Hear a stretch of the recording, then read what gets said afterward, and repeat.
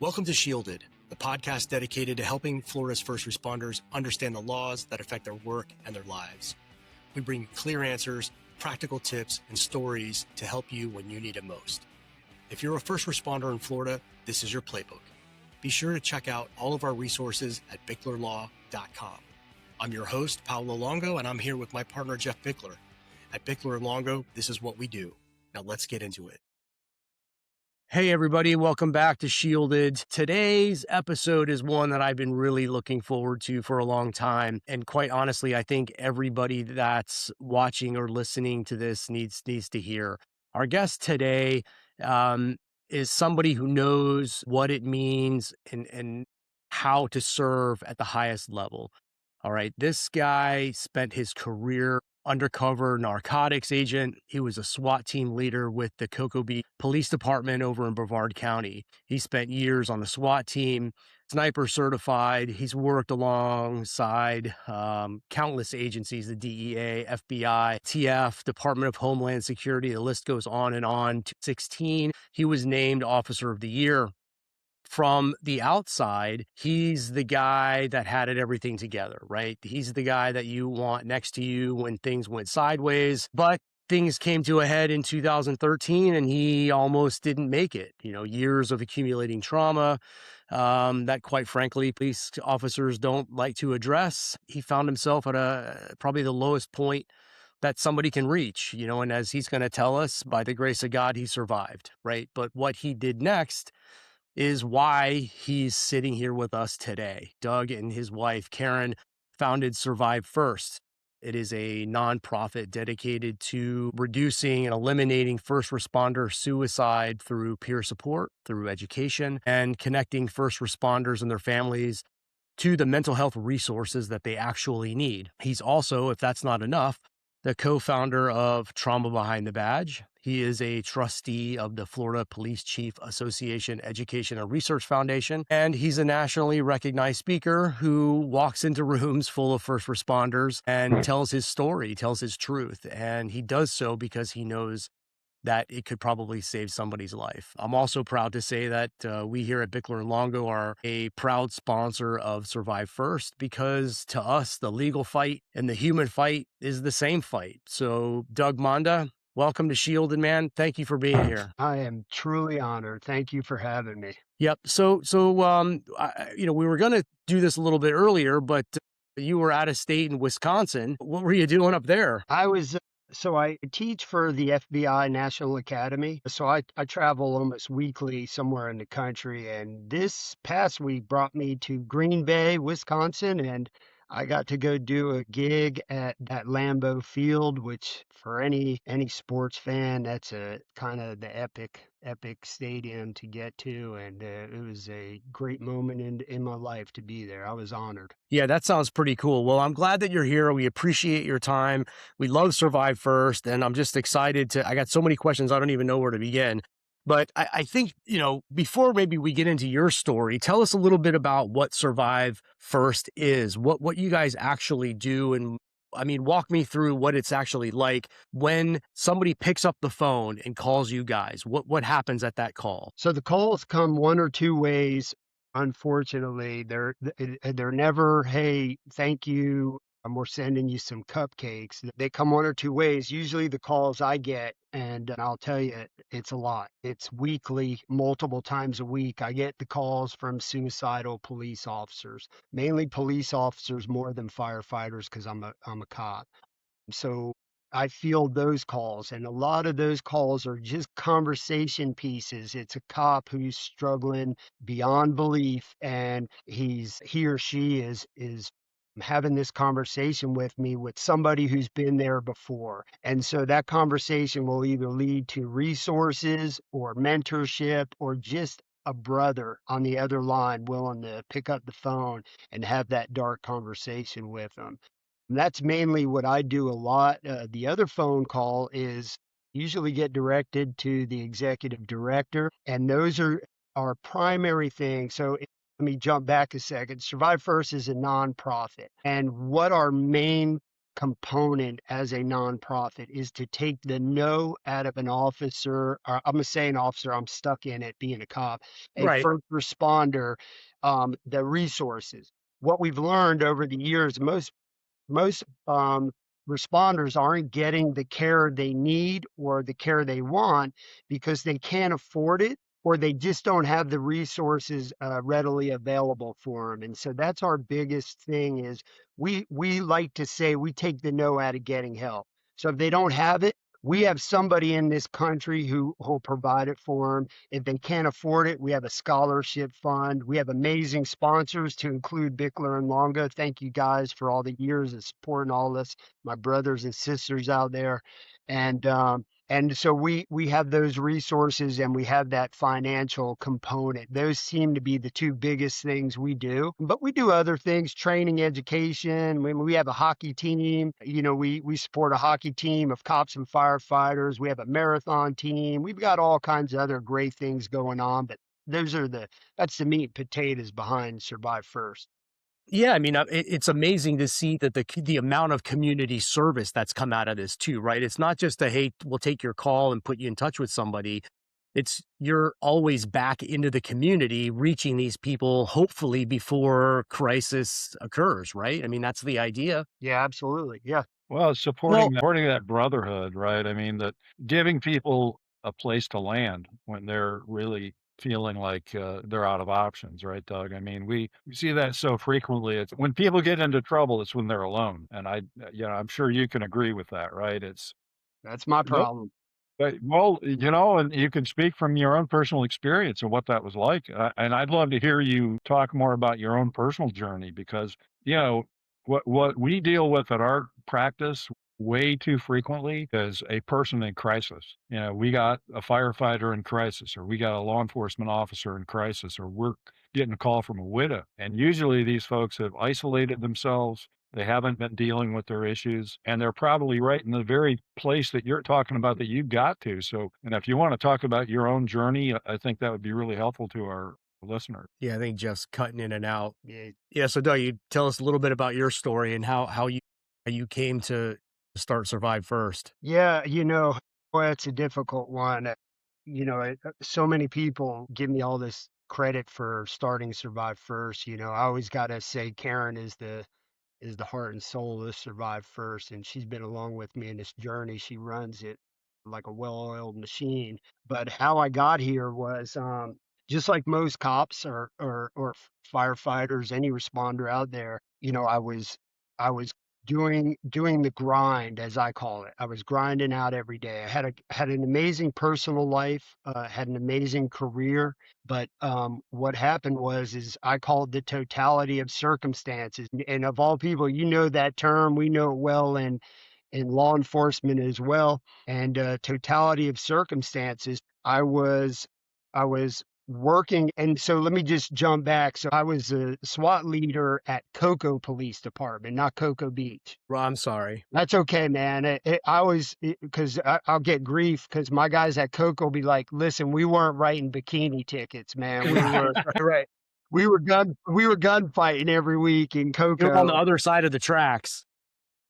But I live in Cocoa Beach, so I always like to get those two sorted out. Went to work at the city of Cocoa, which I was super excited for because I'm a high-speed guy. When I became a police officer, I was just ending my career as a professional soccer player. I was a super jock before I was a cop. I was running ultra marathons, Ironman triathlons, training 6, 8 hours a day. It's what I tell people. I was running 70 miles a week, biking 500 miles a week, swimming 30,000 plus meters a week, raising children, running a SWAT team, being a police officer. Obviously I was a police officer before I became a narcotics agent, and all those athletic things I was doing, to include surfing. I'm a longtime Cocoa Beach surfer.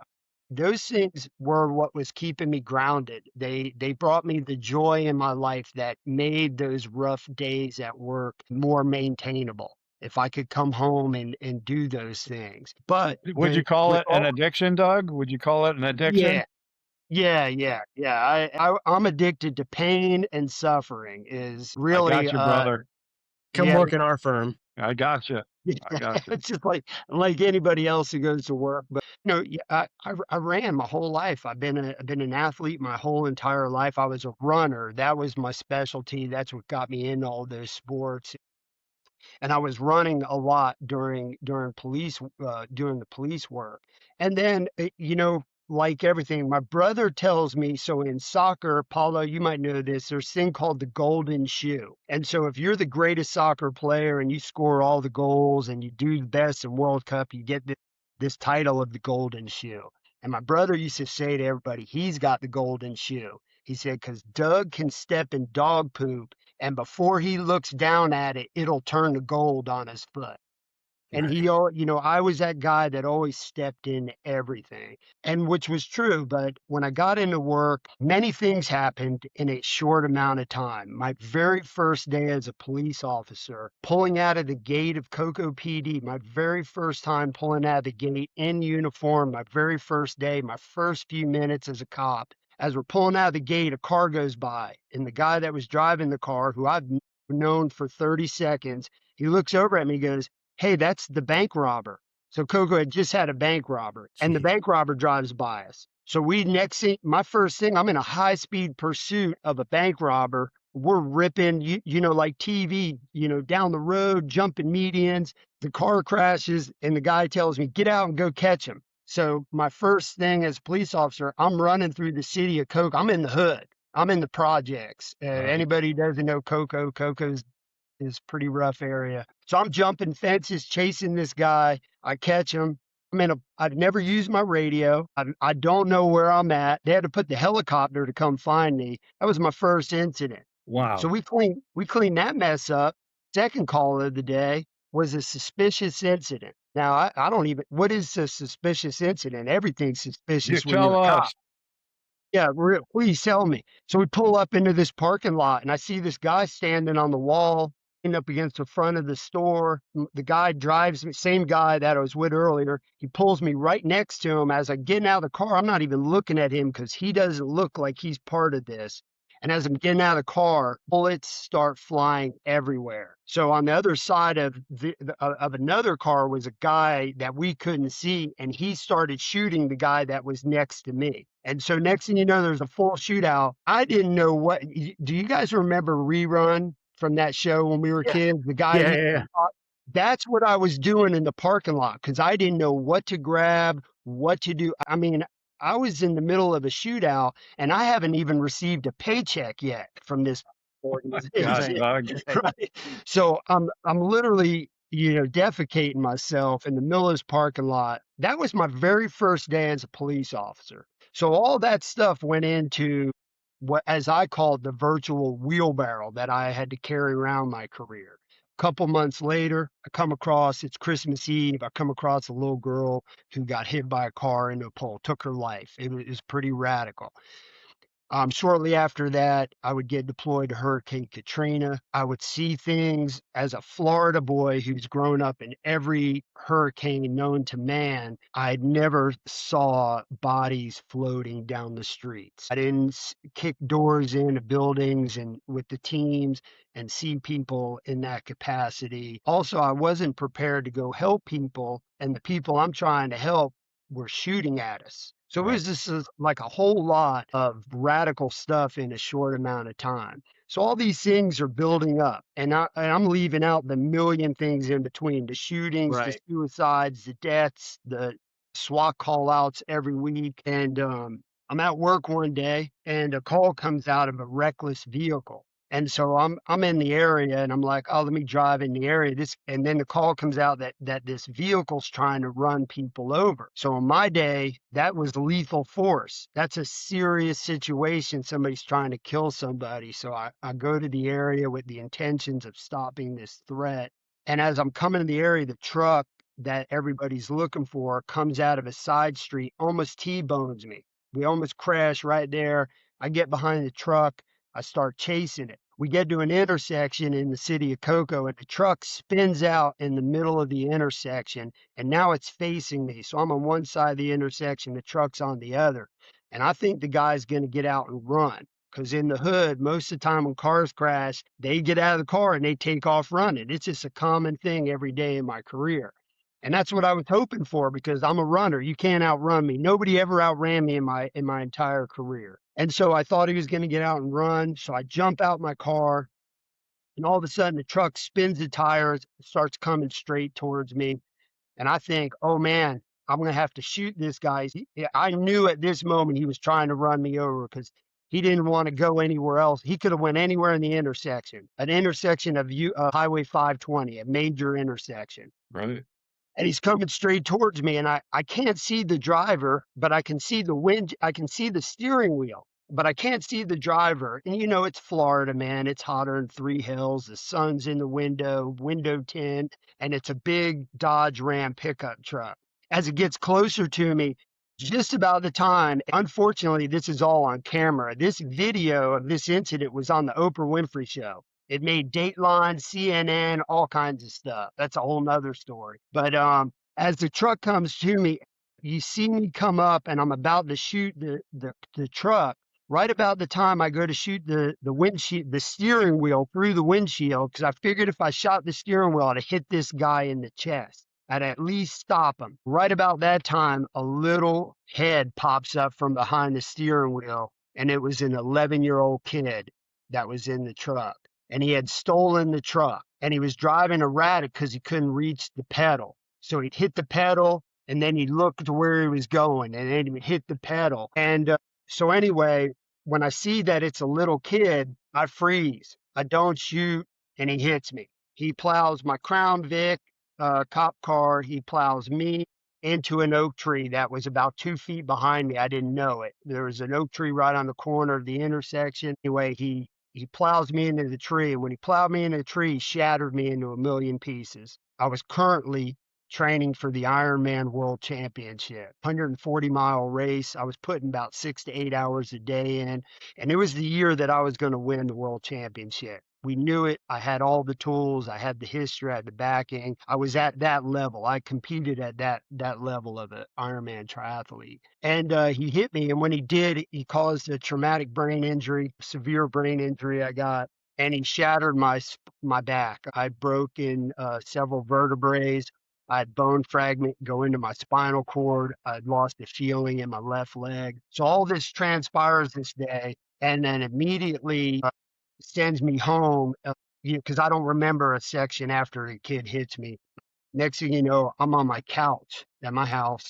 I'm in a wheelchair and I'm a walker and I'm all by myself. I just ended my 17-year relationship with I call her my starter wife. Everybody laughs because I don't call her my ex-wife.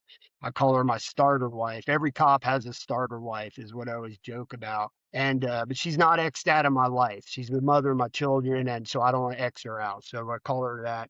We Well, had just Doug, and you ended know it. what? Not to bring up a sore point, but I mean, that's so common, right? I mean, you Yeah, guys laugh about starter wives, but it's so much related to the stress of the job and what you guys go through yeah, every day and yeah. how it impacts marriages. You know, it's just really a tragic reality. Yeah, it's part of the story. And you know, my traumas had a lot to impact my family over the time, and that's part of my story is the impact that it had on my kids, on my starter wife, on my current wife, Karen, as y'all know. So when that happened, When that I was happened, you were home. alone, though. At that point, Yeah, you were alone, and here yeah, I you was are alone. dealing with all of this stuff, and you know, you're an athlete, you're a guy that has been physically fit, and you know, really not just physically fit, but like almost world class, you know, endurance type athlete, and now you've got this, right? Yeah. Yeah. Well, at the time I got hit, I had a world championship title underneath me already. I had a US championship underneath me. So I was literally at that level of competition. I'd been chasing a gold medal my whole life. I was chasing an Olympic gold medal at the time. You know, I wanted that, and I had that vision in my sights. But and next thing you know, I'm on a couch, man, and I'm in a wheelchair. And despite of losing that athletic ability during that incident, losing that hopes and those dreams of an Olympic gold and things like that, that wasn't the problem. You know, I was dealing with that, and it was sad and it was depressing. But it was more of what it did to me was it grounded me. And what happened was I sat on a couch for out, all day, every day, all night until the nurses would come to my home and pick me up and take me and bathe me, which is and I couldn't even use the bathroom myself. Right. God. I had to have a nurse take me to the bathroom. So now this alpha male, this SWAT sniper, I'm a former Blackwater sniper. I had all these Raul calls it machismo, right? I know big, tough, hardcore guy. Now I'm wheeling my butt around. I can't take care of my kids. Um, and so I got depressed. But the caveat to that was what I learned when you sit in that capacity, and I relived this again when I retired from law enforcement. When you stop like that, all you do all day long is what I did was think about all the horrible stuff that happened to me over my career, all the things I saw up until because when I got hit by the car, I'd been a cop over 10 years. So, I all these things that were piled up, Katrina, dead babies, things like that. That's what I thought about all day because I had all the time to get into my own head. And I got depressed So and I yeah, so got, not just the physical injuries, but the rumination and the going back and revisiting all of those really gruesome things that you'd had to witness. Yeah, that makes yeah, sense.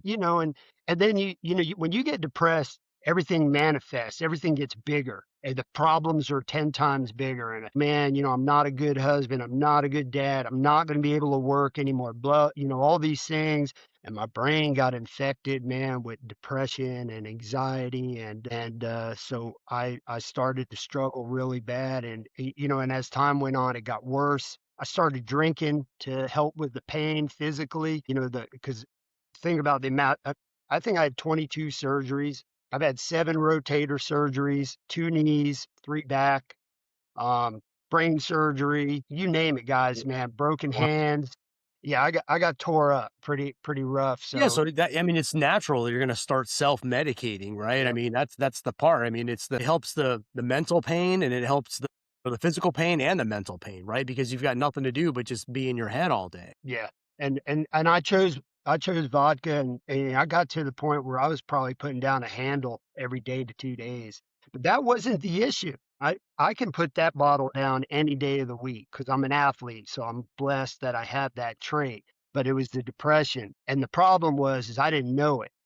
I was in it. I was living it. So I didn't know it. I didn't see it from the outside. And ultimately, to make a super long story shorter, I tell people the best way I can explain it was during September 11th, we all remember seeing the people jumping out of the buildings. It's one of the most horrible things we've ever seen.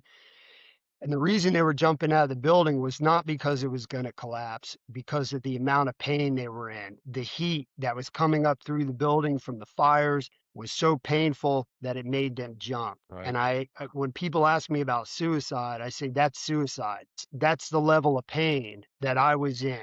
I didn't punk out because I got called names. People at work made fun of me. And people said that I just was looking for the easy way out. No, I just couldn't take the pain no more. And so I hypothetically jumped out of the building. But for me, it was putting a gun to my head and pulling the trigger. And by the grace of God, he kept me here.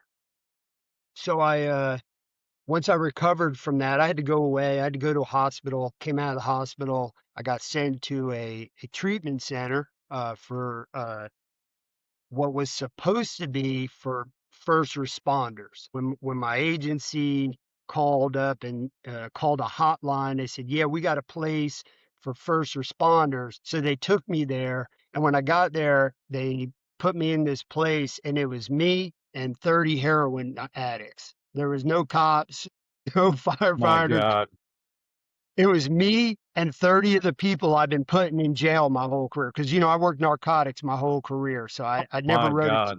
Right. That So is I'm in this crazy, place. Doug. That's crazy. And you know what? And that happened so frequently and it continues to happen, unfortunately. Yeah.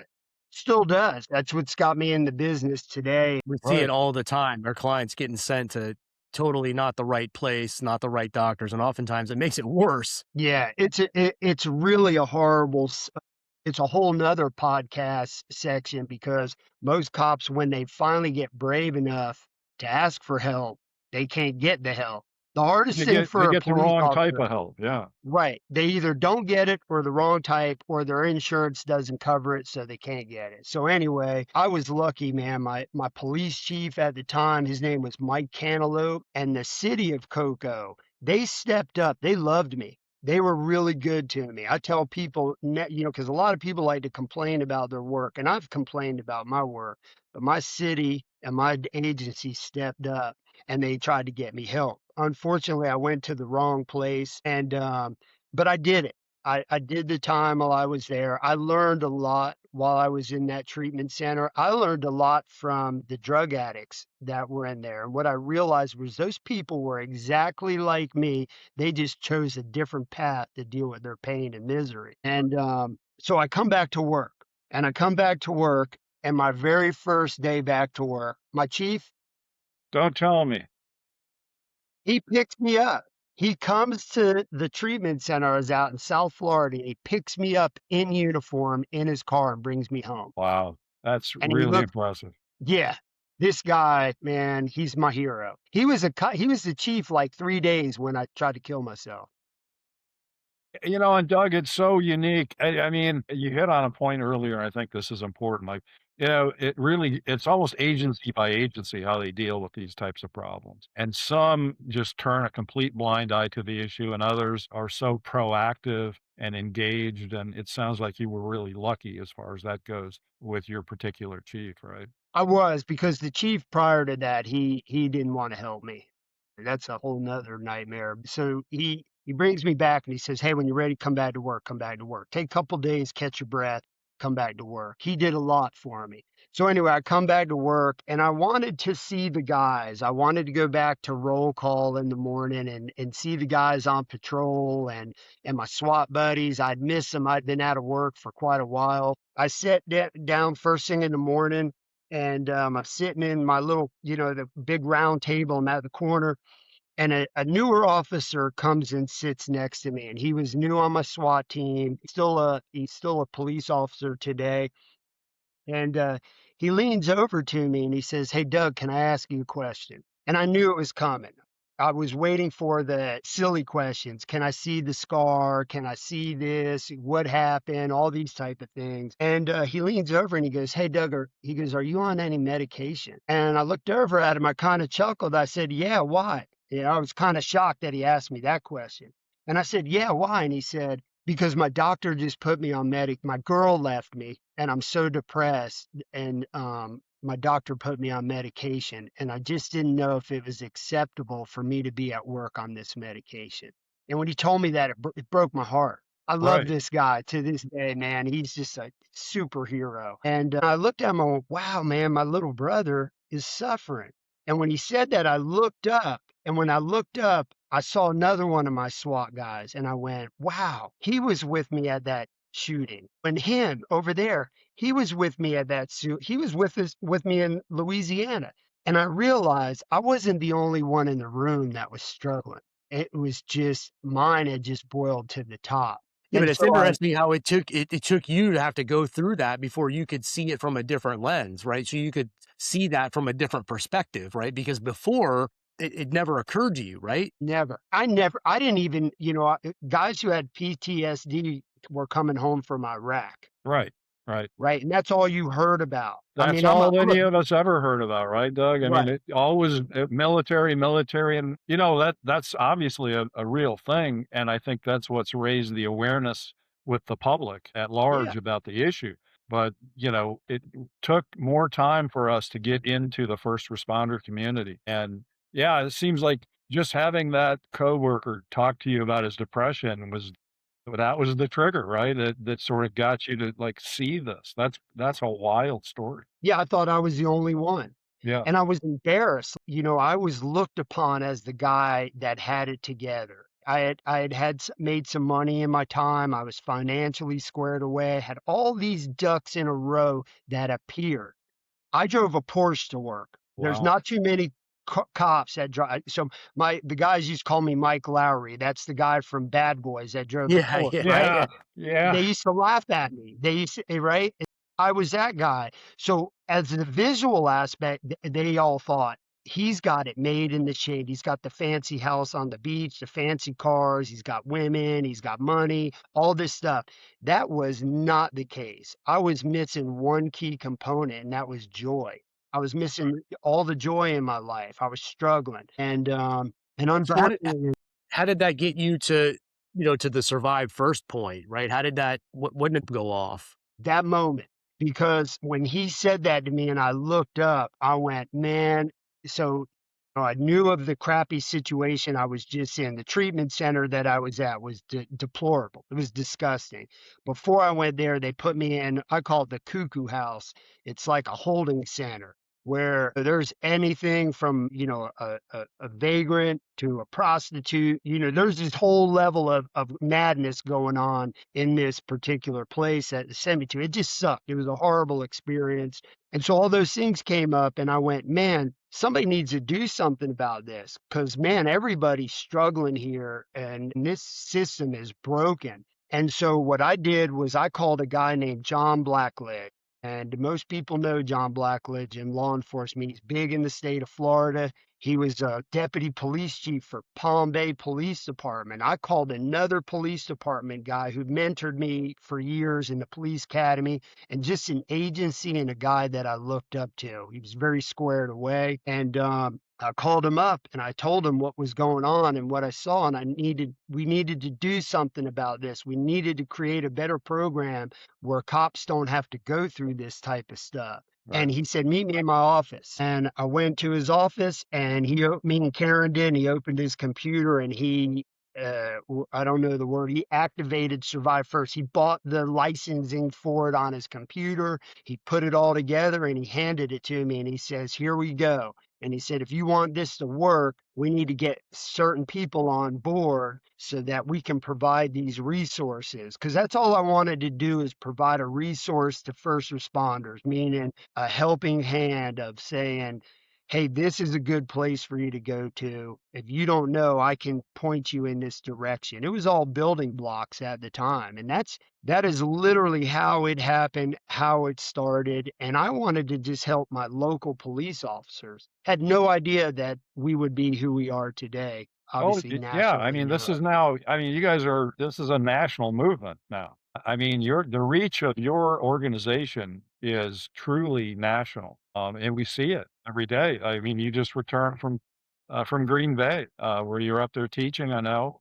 It's interesting to me hearing you talk about this, Doug, and sort of you're drawing these own conclusions and having to figure this out yourself, The firefighters actually, I think, are a bit ahead of the curve on this issue. Yeah, they They have to. developed they have their own center for excellence outside of DC. I've gone there and I've toured that facility. We've had a number of firefighters that have gone there over the years, but it just seemed like the law enforcement wing of this was just left out entirely. And I could never figure that out. But you guys are doing such great work that now the focus really is not just, well, it's not either cops or firefighters, it's first responders. And I know you're pushing for even more addition, like, for dispatch workers and things of that nature to be also protected by the law, right? Yeah, I mean, because a lot of those guys, I mean, like Jeff was saying, like the dispatchers, we don't have any legal protections for them yet at this point, right? You're helping them on the advocacy.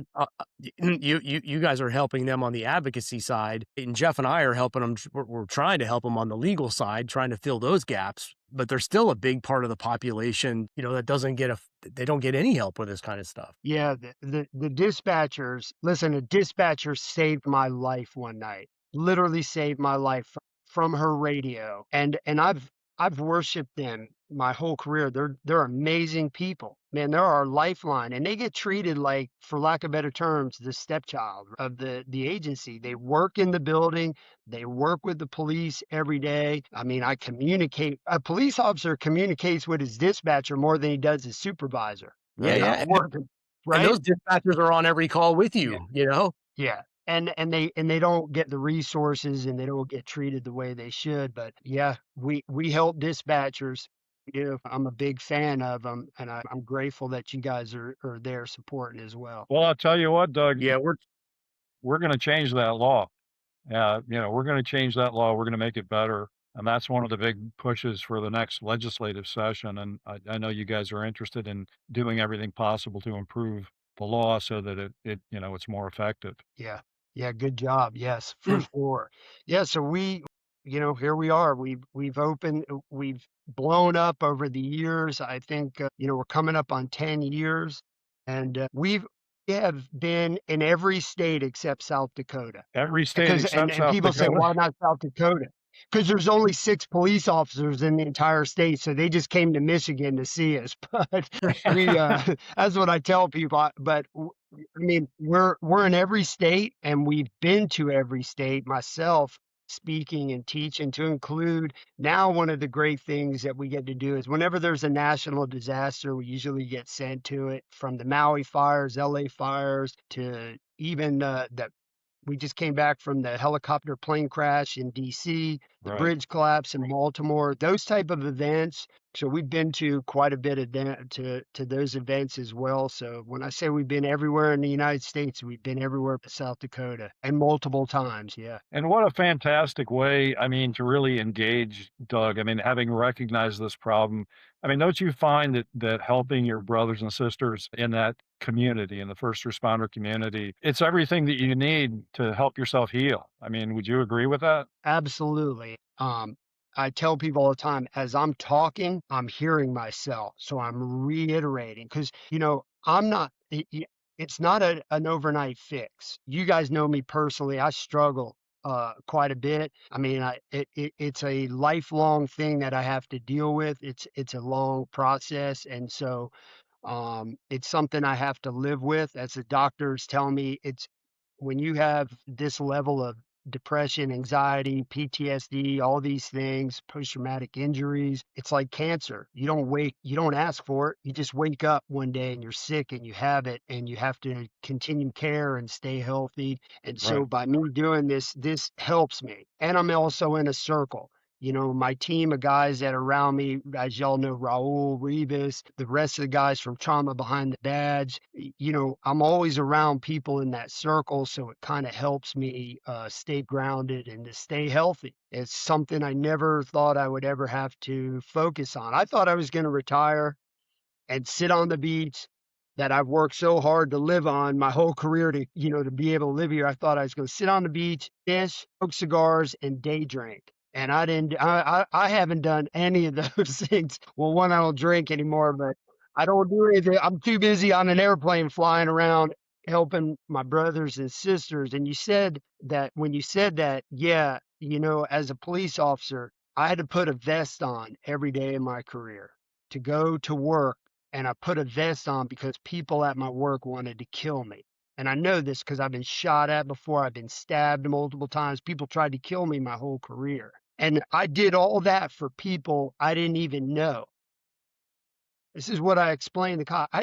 I went to work every day and put my life on the line and left my kids at home to go protect people I didn't even know. So the least I can do is go protect the people that I do know and I do love, that I work. So if I can do that for people I don't know, why shouldn't I be doing something for my brothers and sisters? And I saw that from a different view, and I was like, I got to do something. I have the means and the ability to go. I'm not working anymore in that capacity. So I'm going to devote my time and energy to make sure that cops don't do what I do, because there there's no, I don't know any other cops that have done what I've done and put a gun to their head and lived to tell the story. There's very few of us in this world. And so Yeah, God gave me the usually they're not around to circumstance. tell their story, right? Yeah, The proof is in the pudding, Doug. I mean, the work that you have done, since you've retired has been so remarkable and so impressive. And, your partner and your wife, Karen, I mean, I just can't say enough good things about, the stuff that you guys are doing for this community. We're kind of getting to the end of our time, but you said something at the gala that was very impactful to me when you were making your initial comments. And you were talking about the gratitude that you had and how that really informs now how you operate in the world. Would you mind just kind of summing that up a little bit for our audience and about where you've come to now and how you're in this place of gratitude. Yeah, I look around when I was at the gala this year, I don't remember any of the other ones. Obviously, I'm recovering from a stroke and I lost all those memories. But when Right. I went there this year, I looked out in the audience and there was 300 people in the room. And it hit me. I was like, man, and you heard me say this to the cops. I've never been in a room where 300 people in the room cared about me. Right. And I was just so grateful to see people like yourselves, my friends, people I've known and I've met over the years, all come together to make sure that this cause gets looked upon and gets dealt with and taken care of. And I was grateful to see all that and grateful that the people in the room weren't there. People who support mental health, there's not a lot of ROI in law enforcement mental health. And we get that a lot from sponsors and people out there. But all the people in that room that night were there because they care.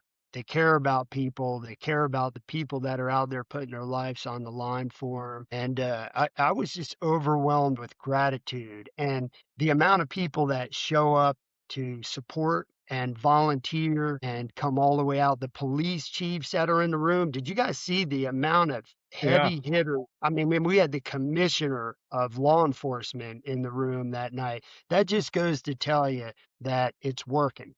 And all the things that all of us combined, my team, your team, all the other teams out there, it's working. We're getting there, and I'm grateful to be part of that. Well, Doug, I just thought that was so impactful. I wanted to let you know Thank you. your comments really hit me really very hard this year. And we're grateful that you're out there doing what you're doing because you help so many, honestly, you help so many of our clients who don't have anywhere else to turn, when they're in crisis and we need to direct them someplace to get intervention and immediate help from a medical perspective. Because, yeah, there's only so much we can do as lawyers. We are so committed to your organization and we're going to redouble our efforts to support you guys in the coming years, and we really look forward to years and years of a productive working relationship together. So I just wanted to say thank you personally on a real personal level. Yeah, I mean, we're grateful too, right? We're grateful for having a partnership and a friend like you because, like Jeff said, we talk to so many people, and a lot of times, we struggle with how do we help these people, right? Where can we send them? I mean, okay, we can do the legal mumbo jumbo, but that doesn't help them right now today, right? And so having that outlet, and so for everybody listening, you can reach Doug and you can check out his organization at survivefirst.us. And it's just a really wonderful organization. We're proud to partner with them. We love getting invited to the events that they do. Come to check them out when they're out in the community. I mean, it's just a good time. They're good people, and they really genuinely care about this community. And they're going to drop whatever they have to drop to help somebody when they need it right now. Thank you so much for your time. We know you're running all over the place. For giving us an hour of your time. We're very grateful. Oh, and by the way, Paolo, before you wrap up, we need to mention we're going to have Karen on, Doug's better half, We talk are. about We are. We are. talk more about the organization. So we're going to have Karen on real Yep. soon. She's coming up in a future episode the next couple of weeks. We're gonna have her come on and tell stories behind your back while you're not here.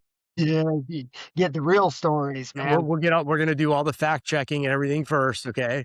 We're gonna get all the critiques and the video of your surfing, and we're gonna see all that. Believe me, we're lawyers. Okay, we're gonna get all the evidence. All right. So that's why we Yeah. had you first to All let you right. spin your tall tales, and then we'll get the boss in here to confirm My or deny fishing everything. tail. But And but she again, will too, boy. She'll cut me down real quick. Boy, she well, likes that's to what do that. that's what that's what wives do, right? We all signed up, okay? We got it.